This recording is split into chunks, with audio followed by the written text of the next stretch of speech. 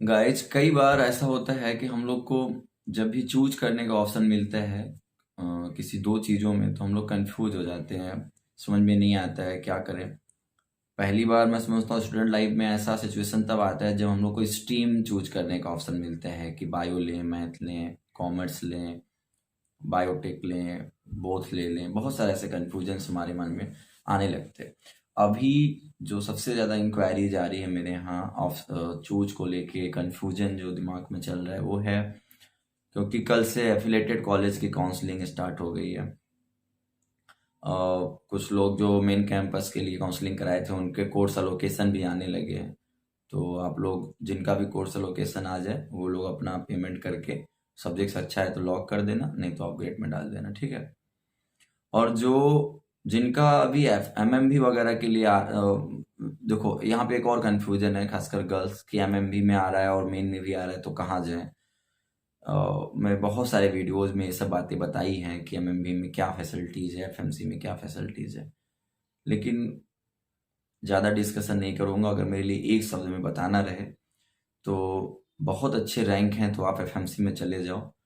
आप देखो अपने आप को कि आप थोड़े से मीडिएटर में आ रहे हो, तो I think you should go with MMB. Reason ये है क्योंकि एमएमबी के बहुत सारे फायदे भी हैं मेरे दिमाग में। वो डबल बाउंड्री में है, पहले तो बीएचयू की अपनी बाउंड्री, एमएमबी की बीएचयू के अंदर अपनी बाउंड्री, सेफ्टी सिक्योरिटी अलग ही है उसका। और मेन कैंपस में खैर आप लोग अक्सर देखोगे थोड़ी न्यूज़ हेडलाइन बनती रहती है, किसी न किसी पॉलिटिकल मुद्दा या कोई ऐसे इशूज हो जाते हैं जिनकी वजह से अक्सर मेन कैंपस में कभी कभी क्लासेज हमारी ऑफ करनी पड़ जाती हैं, हॉस्टल वगैरह कभी कभी, मतलब समझ रहे हो ना, कुछ प्रॉब्लम्स हो जाती हैं। तो लेकिन एमएमबी में ऐसी क्लासेज ऑफ होने के चांसेस बहुत कम रहते हैं। मैं देखता हूँ जनरली उनकी क्लासेस कंटिन्यू रहती हैं, तो ये पॉजिटिव थिंग है एमएमबी का। और आप अपने घर वालों से बात करो, अपने किसी अच्छे जो सजेस्ट करता हो आपको, उससे बात करो कि आपको क्या चूज करना चाहिए।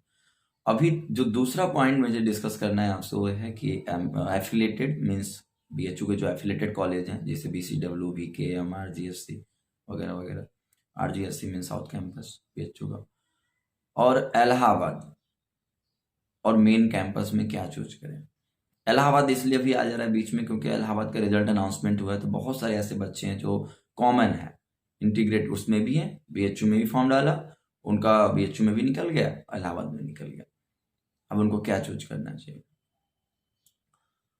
तो इलाहाबाद की अपनी अलग पॉजिटिविटी है, उसका अलग बेनिफिट्स है। इलाहाबाद जो शहर है वो भी गंगा के किनारे है, बनारस भी गंगा नदी के किनारे है, वो तो संगम पे बसा हुआ है। कहीं ना कहीं समझता हूँ कि वाराणसी से बड़ा शहर भी है, उसकी रोडें चौड़ी हैं।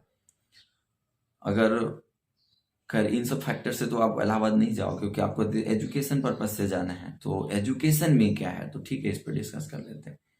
आपको पता होना चाहिए इलाहाबाद बहुत पहले से एजुकेशन हब माना जाता है।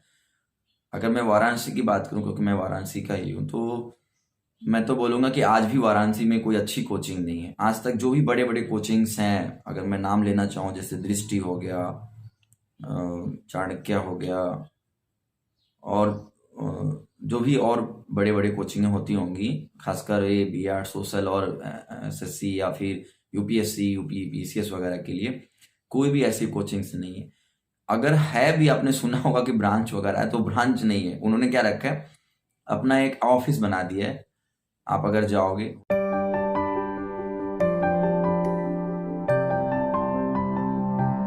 हो सकता है 1 मंथ की क्लास कराएं, फिर आपको ये सजेस्ट करेंगे ऐसा करो दोस्त, आप मेरे ना मेन ब्रांच चले जाओ। नज़दीक में मेरा अच्छा क्लासेस चलता है, पटना में, इलाहाबाद में, दिल्ली में। तो इस तरीके से ये लोग आपके माइंड को डाइवर्ट करते हैं, लेकिन अच्छी कोचिंग्स बनारस में नहीं है। हाँ, सेल्फ स्टडी के लिए लाइब्रेरी वगैरह है यहाँ पे, लेकिन आप कोचिंग के पर्पज से अगर बीएचयू में एडमिशन लेके कोचिंग करना चाहते हो तो मैं समझता हूँ कि अच्छा चूज नहीं है। वही इलाहाबाद में आप जानते हो कि बहुत अच्छी अच्छी कोचिंगों की वहाँ पे कोचिंग के ब्रांचेज हैं, इवन मेन ब्रांचेज भी कई सारे वहीं पे स्टार्ट हुए और वहीं पर चल रहे हैं। तो इलाहाबाद नो डाउट। हाँ, और पैसे के मामले में अगर फाइनेंशियल प्रॉब्लम्स की बात करें तो वहाँ पे खर्चा कम लगता है, इलाहाबाद की खास बात है। वहाँ पे जो चार्जेज है, रूम रेंट का थोड़ा कम है, स्ट्रीट फूड थोड़े सस्ते हैं, और बहुत सारी ऐसी चीज़ें हैं जो कहीं ना कहीं इलाहाबाद को बेटर बनाती है। और एजुकेशनल माहौल मोस्ट इम्पोर्टेंट, बीएचयू का बाउंड्री के अंदर जो 16.5 हेमी हाफ सर्कल में जो पूरा बसा हुआ कैंपस है, नो डाउट कि वो एजुकेशनल माहौल क्रिएट जरूर करेगा।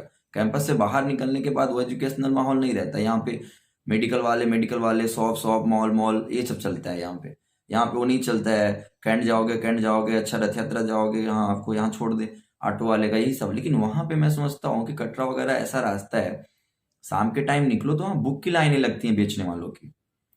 वाराणसी में ऐसा नहीं है कि आप किसी रूट पे जाओगे तो वहां पे बस आपको किताबें मिलेंगी, स्टूडेंट्स चलते हुए नजर आएंगे। यहाँ पे मिक्सर मिलेगा, यहाँ पे मिक्स टाइप के लोग होंगे, स्टूडेंट्स भी हैं। तो मेरा कहने का मतलब ये नहीं कि अब जो बीएचयू आ रहे हैं वो डाइवर्ट हो जाएंगे कि मुझे इलाहाबाद जाना था। मेरा ये सीधा सा मतलब है कि जो लोग बॉर्डर लाइन पे हैं वो लोग इलाहाबाद का अगर ऑप्शन सोच रहे हैं तो अच्छे दिमाग, अच्छे पॉजिटिविटी के साथ, अच्छे थॉट के साथ आप इलाहाबाद ज्वाइन कर लो, बेटर रहेगा। गैप करने से तो बेहतर ही है। अब बात आती है कि सर बीएचयू के एफिलेटेड कॉलेजेस कैसे रहेंगे सॉरी, बीएचयू के एफिलेटेड कॉलेज कैसे रहेंगे। तो मैं समझता हूं कि अगर आपको बस अपने ग्रेजुएशन कंप्लीट करने हैं और खासकर एक अच्छी यूनिवर्सिटी से टाई अप लेके, ठीक है, उसका नाम यूज करके, तो एफिलेटेड भी बुरा नहीं है। आखिर उसमें बच्चे पढ़ते ही हैं, उसकी फंडिंग होती है, उसकी भी दीवारें, उसके क्लासरूम्स हैं, उसके भी इन्वेस्टमेंट हैं। तो किसके लिए बना है? आखिर जाहिर सी बात है कि पढ़ने पढ़ाने के लिए ही बना होगा।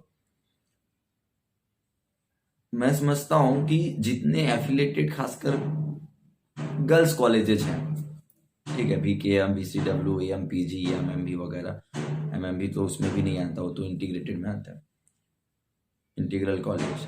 तो मैं समझता हूं कि आप आराम से गर्ल्स जो हैं वो एफिलिएटेड चूज कर सकती हैं, क्योंकि उनके हर एक कॉलेज की जो वैल्यू है, मैं समझता हूं एजुकेशनल माहौल में हाँ, एजुकेशनल माहौल और ऐसे इन्वायरमेंटल, मतलब सोसाइटी वाली माहौल होती है, वो भी सब सेम ही है। सभी में वही रेस्पेक्ट, वही नॉलेज, वैसी तरीके से गर्ल्स वगैरह।